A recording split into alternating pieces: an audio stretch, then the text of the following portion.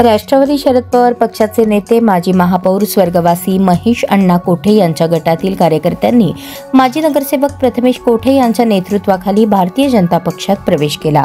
हा प्रवेश सोहळा भाजप प्रदेश कार्यालय मुंबई येथे पार पडला। यावेळी भाजप प्रदेशाध्यक्ष रवींद्र चव्हाण, पालकमंत्री जयकुमार गोरे आणि आमदार देवेंद्र कोठे यांच्या प्रमुख उपस्थितीत कार्यकर्त्यांनी अधिकृतरित्या पक्षप्रवेश केला।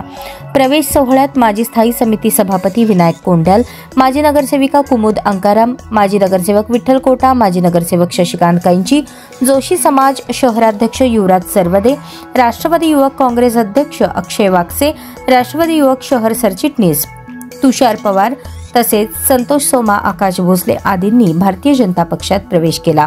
याप्रसंगी उपस्थित मान्यवरांनी नवागत कार्यकर्त्यांचे स्वागत करत पक्ष संघटन बळकट करण्यासाठी एकत्रितपणे कार्य करण्याचे आवाहन केले।